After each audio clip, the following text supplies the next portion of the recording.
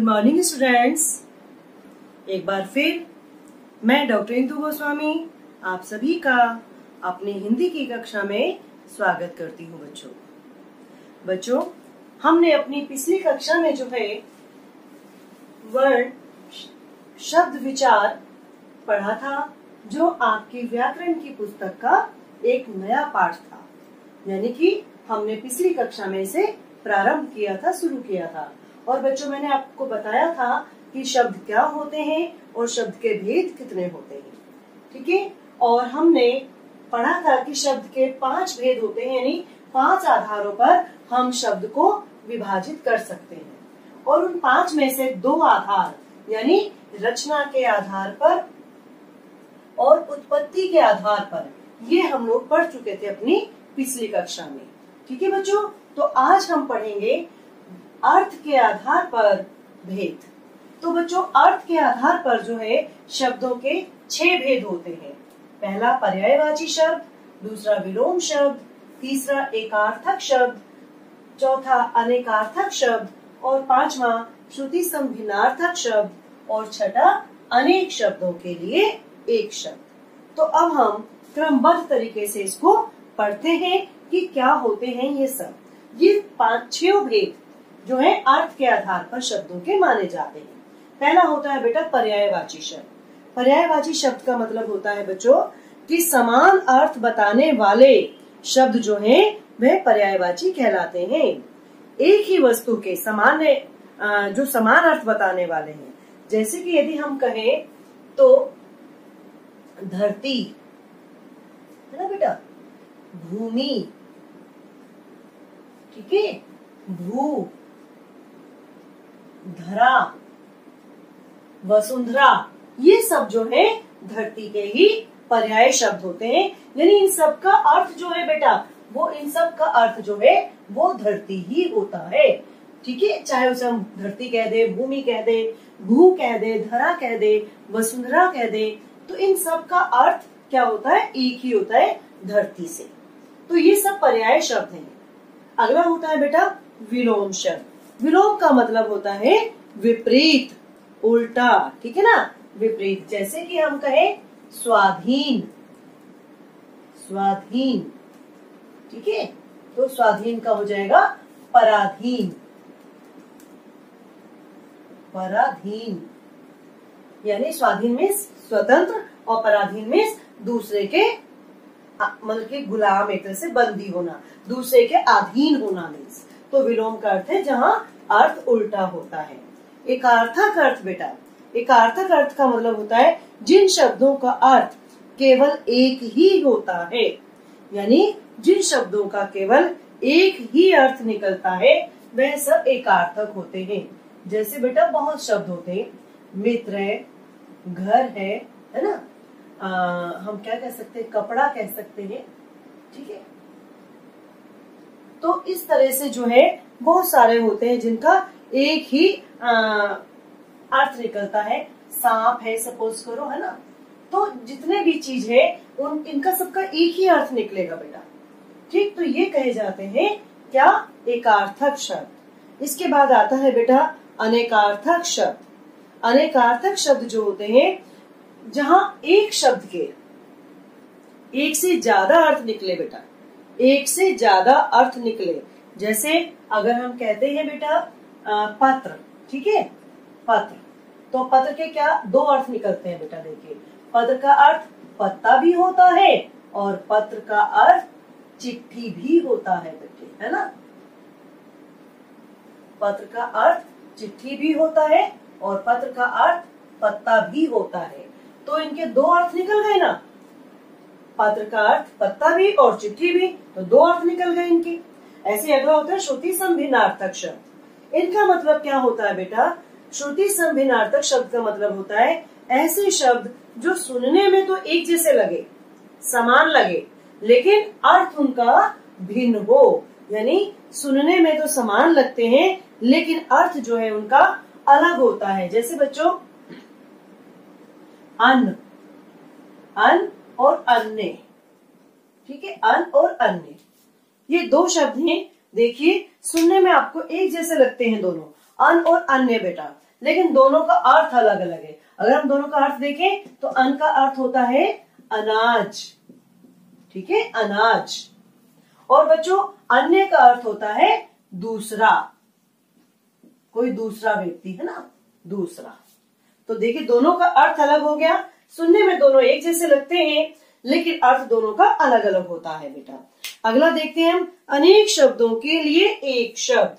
जहां कहीं आपने देखा होगा बेटा कई शब्दों के लिए एक शब्द होता है, जैसे कि हम कहें कि जो कभी ना मरे, है ना, अमर। जैसे इसको मैं यहाँ पे व्याख्यात कर रही हूं कि जैसे जो कभी ना मरे, अमर कहते हैं बेटा उसको, है ना, अमर। ठीक है, इस तरह से जो दूर की सोचे, है ना, दूर की सोचने वाला, दूर की सोचने वाला, क्या कहेंगे इसको? इसको कहेंगे दूरदर्शी। ठीक है बच्चों, दूरदर्शी। यानी कि अनेक शब्द, जहां देखो कई शब्द यानी अनेक शब्द आ रहे हैं लेकिन उनके लिए एक शब्द का प्रयोग हो रहा है, वहां पर क्या कहते हैं हम इन शब्दों को? अनेक शब्दों के लिए एक शब्द। या बच्चों इनको कहते हैं वाक्यांश के लिए एक शब्द, ऐसा भी कहते हैं, वाक्यांश के लिए एक शब्द या अनेक शब्दों के लिए एक शब्द, दोनों ही चीजें इनके लिए प्रयोग की जाती है। तो ये हुए बेटा अर्थ के आधार पर। ठीक है बच्चों, अब हम देखते हैं अगला, व्याकरणिक प्रकार के आधार पर शब्दों के कितने भेद होते हैं बच्चों।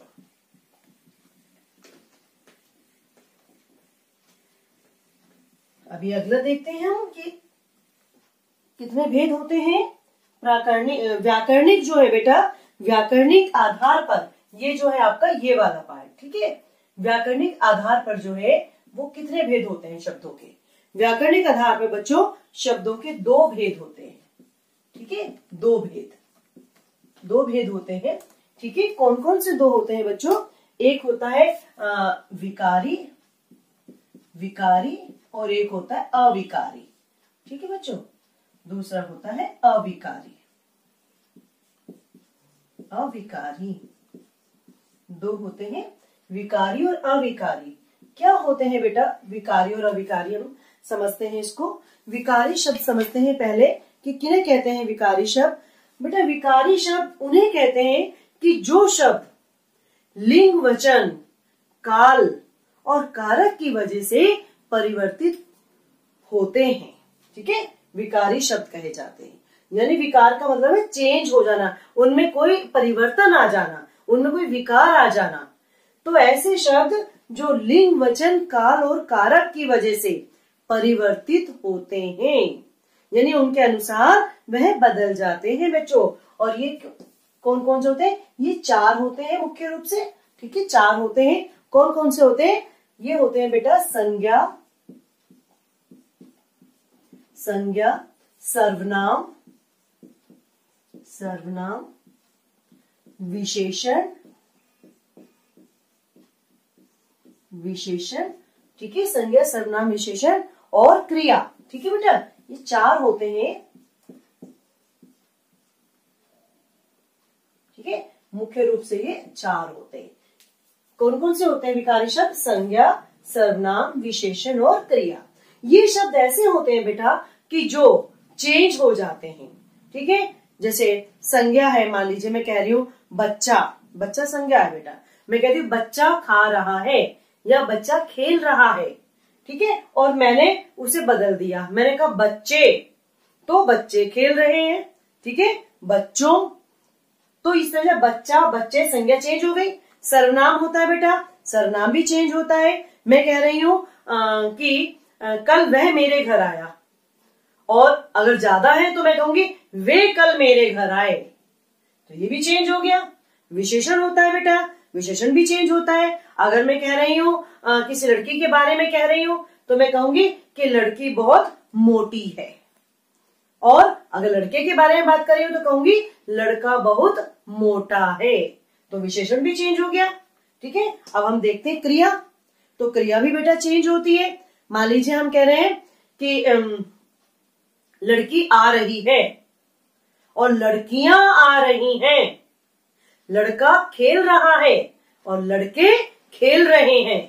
तो हो गई बेटा क्रिया भी चेंज। यानी कि ऐसे शब्द जो लिंग, काल, वचन, कारक की वजह से परिवर्तित हो जाते हैं वह तो विकारी शब्द होते हैं। ठीक है, इनमें परिवर्तन होता है। ठीक है बच्चों, और जिनमें परिवर्तन नहीं होता है वह अविकारी होते हैं। ठीक, ये देखिए इनमें परिवर्तन होता है। ठीक है, ये इनमें परिवर्तन होता है बेटा, और इनमें नहीं होता। ठीक है, इनमें परिवर्तन नहीं होता है, इनमें परिवर्तन नहीं होता है।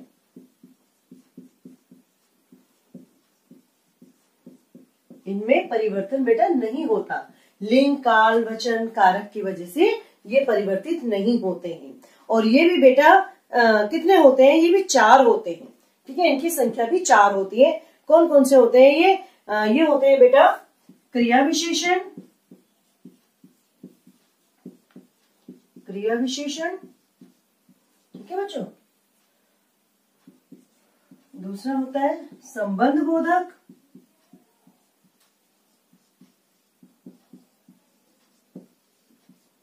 ठीक है बेटा, क्रिया विशेषण, संबंध बोधक और समुच्चय बोधक और विस्मयादि बोधक।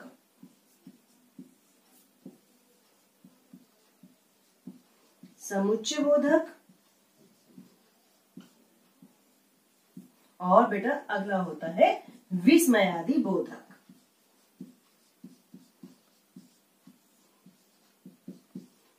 विस्मयादि बोधक। तो ये 4 होते हैं बेटा अविकारी के प्रकार। क्रिया विशेषण थोड़ा सा हल्का समझ लेते हैं। क्रिया विशेषण होते हैं जैसे कि किसी भी क्रिया की विशेषता बताने वाले शब्द, जैसे धीरे धीरे, है ना, धीरे धीरे, धीरे धीरे है, अचानक, ये शब्द जो है ये क्रिया विशेषण में आते हैं। धीरे धीरे, अचानक। संबंध होता है संबंध बोधक, यानी संबंध बताने वाले शब्द। के पहले, के बाद, के पहले, है ना, के बाद। जैसे उसके आने से पहले मेरा काम खत्म हो गया, या मैं मेहमानों के जाने के बाद खाना खाऊंगी। तो के बाद, के पहले संबंध बोधक का कार्य करते हैं। फिर आता है बेटा समुच्चय बोधक। समुच्चय बोधक बच्चों वाक्यों को जोड़ने का कार्य करते हैं। समुच्चय बोधक जो है वाक्यों को जोड़ने का कार्य करते हैं। इसे हम यहाँ लिख लेते हैं बेटा। ठीक है, ये 2 प्रकार आपके ये हो गए, और 2 जो है अगले वो मैं यहाँ लिख रही हूँ, समुच्चय बोधक लिख रही हूँ बेटा। समुच्चय बोधक आपको मैंने बताया कि ये वाक्यों को जोड़ने का कार्य करते हैं। ठीक है, वाक्यों को जोड़ने का कार्य करते हैं। जैसे और, है ना, और, किंतु, किंतु, परंतु। ठीक है, ये सारे जो है ये समुच्चय बोधक होते हैं। तो ये जो है ये इनको जोड़ने का कार्य करते हैं। फिर अगला आता है विस्मयादि बोधक। विस्मयादि बोधक होता है बच्चों, विस्मयादि बोधक का जो हम जिनके माध्यम से अपने भावों को व्यक्त करते हैं। विस्मयादि बोधक, इसका मतलब जैसे हम कहते हैं ना बच्चों, कभी कभी कहते हैं हम वाह, है ना, वाह, ओहो, ओह, अरे, जो आश्चर्य व्यक्त कर रहे हैं हम लोग। तो ये जो चिन्ह होते हैं ना कि ओह, अरे, वाह, क्या, तो जिनके माध्यम से हम अपने मन के भावों को व्यक्त करते हैं वह सब इसके अंतर्गत आते हैं। ठीक है, तो ये बेटा व्याकरणिक प्रकार के आधार पर हमने पढ़ा। अभी इनके अगले भेद देखते हैं बच्चों। अगले प्रकार के एक आपका अंतिम रह गया है,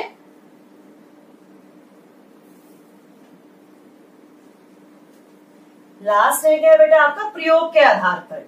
ठीक है बच्चों, प्रयोग के आधार पर जो है वो शब्दों के कितने भेद होते हैं, लास्ट वाला जो है। तो प्रयोग के आधार पर शब्दों के बच्चों 2 भेद होते हैं। प्रयोग के आधार पर 2 भेद होते हैं। कौन कौन से दो होते हैं बेटा? एक तो सामान्य शब्द होते हैं, सामान्य, ठीक है, सामान्य शब्द, और एक होते हैं बेटा तकनीकी शब्द, तकनीकी शब्द,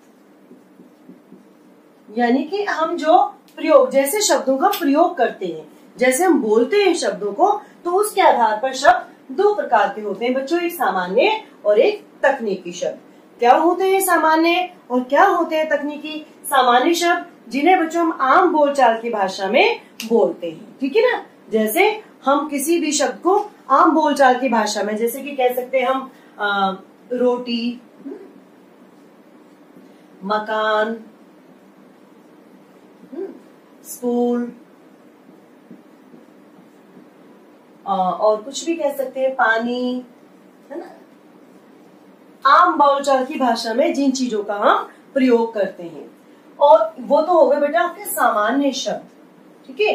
तकनीकी शब्द, तकनीकी का मतलब होता है इंग्लिश में टेक्निकल वर्ड्स, टेक्निकल वर्ड्स। तो ये वो शब्द होते हैं बच्चों जिनका प्रयोग हम विभिन्न विषयों या व्यवसायों या विज्ञान आदि के लिए करते हैं, ठीक है। यानी किसी विषय विशेष से संबंधित शब्द या किसी व्यवसाय से संबंधित या विज्ञान से संबंधित, तो इन शब्दों को कहते हैं तकनीकी शब्द। जैसे कि हम कह सकते हैं कोशिका, है ना, कोशिका कह सकते हैं हम, रसायन कह सकते हैं, रसायन, ठीक है, रसायन, या कह सकते हैं हम, क्या कह सकते हैं बेटा, हम कह सकते हैं जमानत, है ना, जमानत, या वकालतनामा। तो बेटा ये कुछ ऐसे शब्द हैं, या हम इसके साथ साथ ये भी और भी कह सकते हैं, थर्मामीटर भी कह सकते हैं, है ना, थर्मामीटर। तो ये वो शब्द हैं जो किसी पर्टिकुलर व्यवसाय को या किसी विषय को दर्शा रहे हैं। जैसे कोशिका, रसायन, ये क्या है बेटा? ये हमारे साइंस से जुड़े हुए शब्द है। जमानत, वकालतनामा, ये एक व्यवसाय यानी वकील के व्यवसाय से जुड़े हुए हैं। थर्मामीटर, यह एक डॉक्टर के व्यवसाय से जुड़ा हुआ शब्द है। तो यानी कि तकनीकी शब्द वह होते हैं जो किसी विषय से या व्यवसाय से जुड़ा हुआ होता है, या किसी विज्ञान आदि से जुड़े हुए शब्द होते हैं, उन्हें हम तकनीकी शब्द कहते हैं बच्चों, ठीक है बच्चों। तो यहाँ पर यह आपका अंतिम जो भेद है वह भी समाप्त हुआ। तो ये बेटा शब्द विचार के को किस तरीके से हम बांट सकते थे, तो आपको मैंने बताया 5 तरीके से हम उनको बांट सकते थे। 2 तरीके हमने अपनी पिछली कक्षा में पढ़े और 3 आज मैंने आपको समझाए हैं बच्चों। और इसके साथ ही आपको इसका कार्य भी भेजा जाएगा, जो आपको अपनी अनौपचारिक उत्तर पुस्तिका यानी रफ नोटबुक जो है उसमें आपको करना है। तो बेटा आज की कक्षा में बस इतना ही। अगली कक्षा में हम एक और नए विषय के साथ आपसे फिर से मिलेंगे। तब तक के लिए बच्चों आप सभी घर पर रहें, सुरक्षित रहें। धन्यवाद बेटा।